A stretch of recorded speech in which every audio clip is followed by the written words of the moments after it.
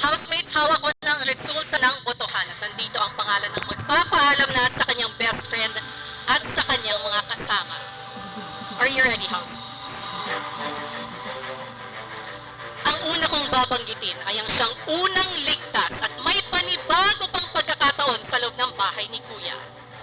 Ang housemate na yon ay ikaw.